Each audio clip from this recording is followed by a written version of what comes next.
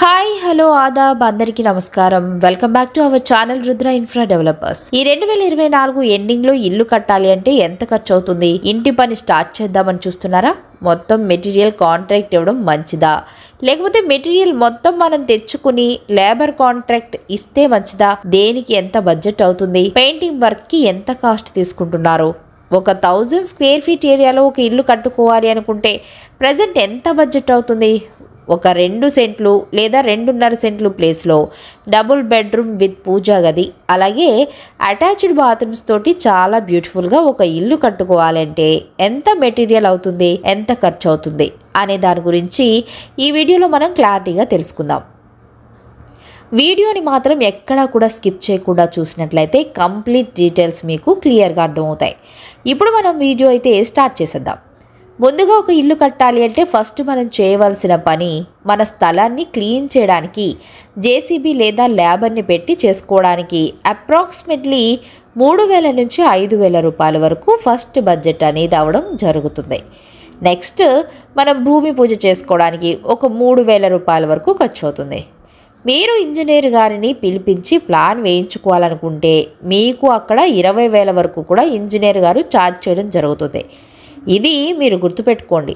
మీ బడ్జెట్ని బట్టి పూజారి ద్వారా వెళ్ళాలా, ఇంజనీర్ ద్వారా వెళ్ళాలా అనేది మీరు డిసైడ్ చేసుకోండి.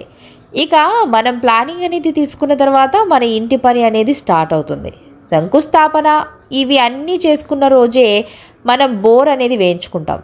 మీరు ఒక 100 అడుగులు 200 అడుగులు లోతుకు వేయించుకొని పెద్ద బోర్లు అనేది వేయించుకోవాలి అని చూస్తున్నట్లయితే సుమారుగా ఒక 80,000 రూపాయల వరకు బోర్కి అనేది ఖర్చు అవడం జరుగుతుంది.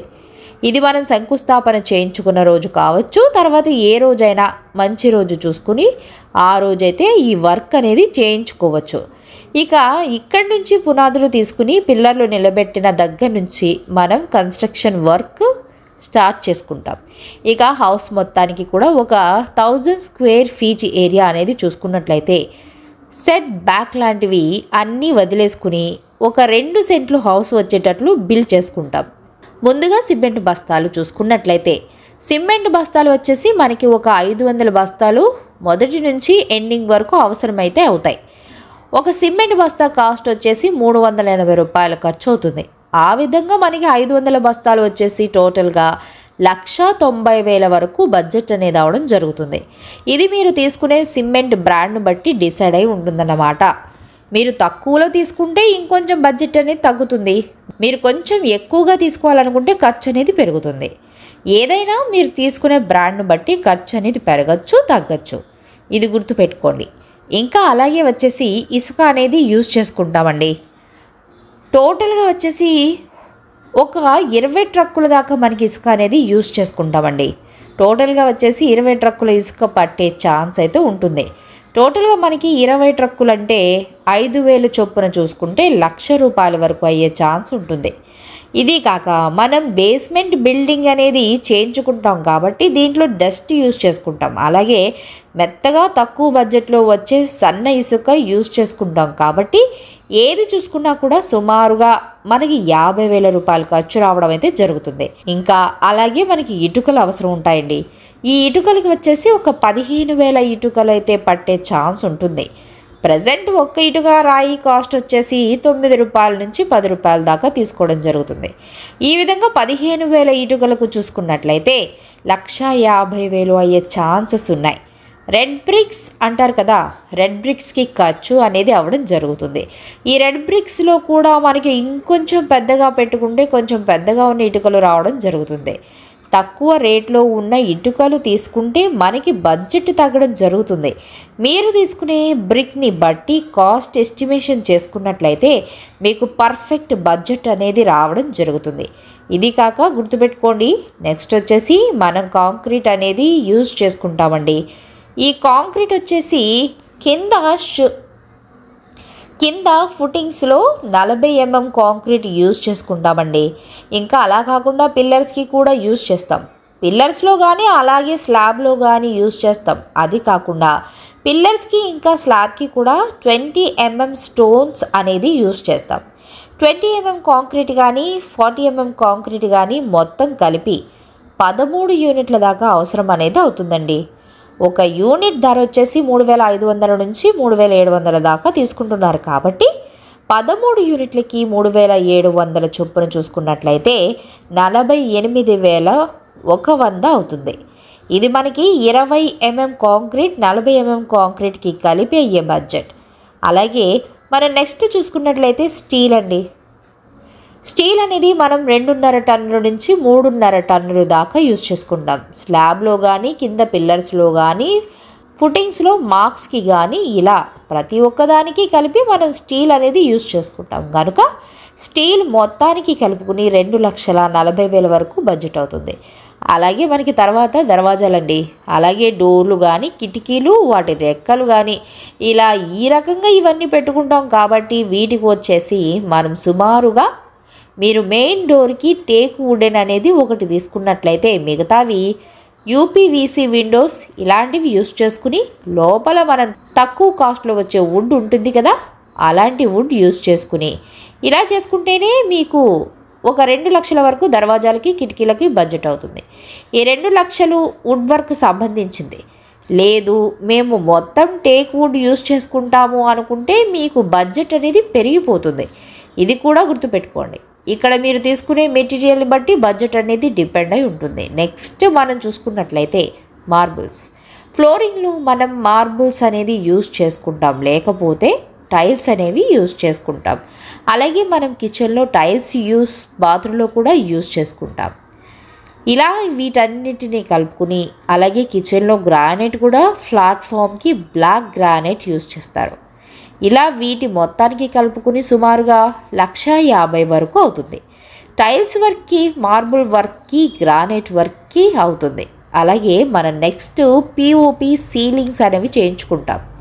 ఈ పిఓపి సీలింగ్స్కి సుమారు 30,000 వరకు అవుతుంది. 2 డబుల్ బెడ్రూమ్లు కాబట్టి అలాగే హాల్లో కూడా చేయించుకుంటాం. కాబట్టి వీటన్నిటికీ కలిపి కూడా 30,000 నుంచి 40,000 వరకు ధర అవుతుంది. ఇది మొత్తం కూడా పిఓపి సీలింగ్స్కి. అలాగే మనకు నెక్స్ట్ వచ్చేసి ఎలక్ట్రికల్ వర్క్ అండి. ఎలక్ట్రికల్ వర్క్కి, సామాన్లకి, అలాగే ప్లంబర్కి వర్క్ చేసినందుకు వీటన్నిటికీ కలుపుకుని 1,30,000 నుంచి 1,50,000 వరకు అయ్యే ఛాన్స్ అయితే ఉంటాయి. అలాగే మనకి నెక్స్ట్ పెయింటింగ్ వర్క్ అండి. పెయింటింగ్ వర్క్కి టోటల్గా కలుపుకుని 1,30,000 వరకు అవుతుంది.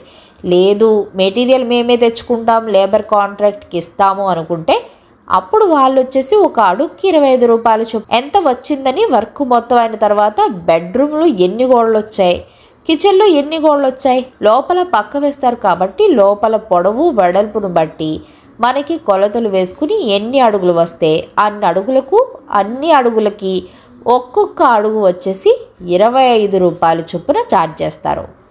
పెయింటర్స్ లేదు మెటీరియల్ మొత్తం మేమే తెచ్చుకుని లేబర్ కాంట్రాక్ట్ ఇస్తాము అనుకుంటే అప్పుడు మీకు వచ్చేసి 1,30,000 వరకు బడ్జెట్ అనేది అవుతుంది.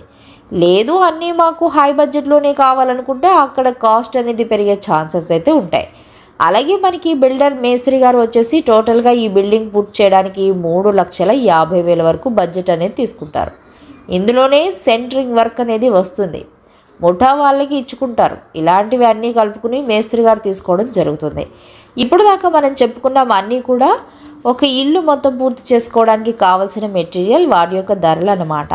టోటల్ ఎంత వచ్చింది అని చూసుకున్నట్లయితే 18 లక్షల వరకు అవుతుంది. ఇది కాకుండా మనం మొత్తం కాంట్రాక్ట్ ఇచ్చామనుకోండి మెటీరియల్తో పాటు ఫర్ ఎస్ఎఫ్టీ వచ్చేసి ఒక్కో ఎస్ఎఫ్టీకి 2,000 చొప్పున ప్రజెంట్ మార్కెట్లో రేట్ అనేది తీసుకుంటున్నారండి. ఆ విధంగా మనం చూసుకున్నట్లయితే 1000 స్క్వేర్ ఫీట్కి 2,000 చొప్పున చూసుకున్నట్లయితే మనకి 20 లక్షల రూపాయల వరకు బడ్జెట్ అనేది అవ్వడం జరుగుతుంది. మనం ఇప్పుడు వచ్చేసి కబోర్డ్ వర్క్స్ అనేది ఇక్కడ మెన్షన్ చేయలేదండి. అవి కూడా మనం కలుపుకున్నట్లయితే సుమారుగా మనకి 20 లక్షల బడ్జెట్ అనేది అయ్యే ఛాన్స్ అయితే ఉంటుంది. ఇక్కడ మీరు మెటీరియల్ కాంట్రాక్ట్ ఇచ్చి చేయించుకున్న అదే బడ్జెట్ అవుతుంది. మెటీరియల్ మొత్తం మనమే తెచ్చుకుని చేసిన అదే బడ్జెట్ అవుతుందన్నమాట. కాకపోతే మీరు మెటీరియల్ తెచ్చుకొని మీరు చేయించుకోవడం వలన మనకి కొంచెం కాస్ట్ అనేది తగ్గే ఛాన్సెస్ ఉంటాయి.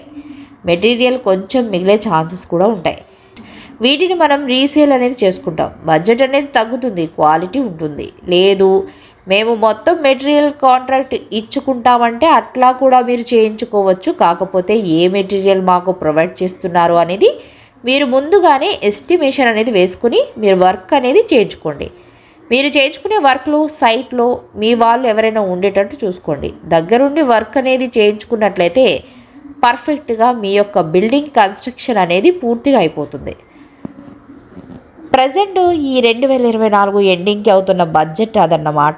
అది ఒక 1000 స్క్వేర్ ఫీట్ ఏరియాలో లేకపోతే 110 గజాలు ఒక 2.5 సెంట్లు ఒక బిల్డింగ్ అనేది ప్రజెంట్ కట్టుకోవాలనుకున్నట్లయితే బడ్జెట్ అయితే ఇదండి. అలాగే మీరు ఈ వీడియో రీసెంట్గా హౌస్ కన్స్ట్రక్షన్ అనేది చేయించినట్లయితే ఎంత బడ్జెట్ అయింది ఏమైంది అనేది తప్పకుండా కామెంట్ సెక్షన్లో కామెంట్ చేయండి. కామెంట్ చేయడం వల్ల 10 మంది ఆ కామెంట్లు అనేవి చదువుకుంటారు.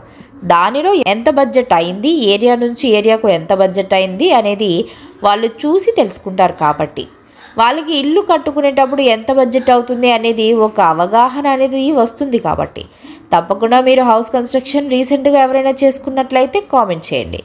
అలాగే ఫస్ట్ మీలో ఎవరైనా ఛానల్ చూస్తున్నట్లయితే సబ్స్క్రైబ్ చేసుకోండి, బెల్ ఐకాన్ యాక్టివేట్ చేయండి.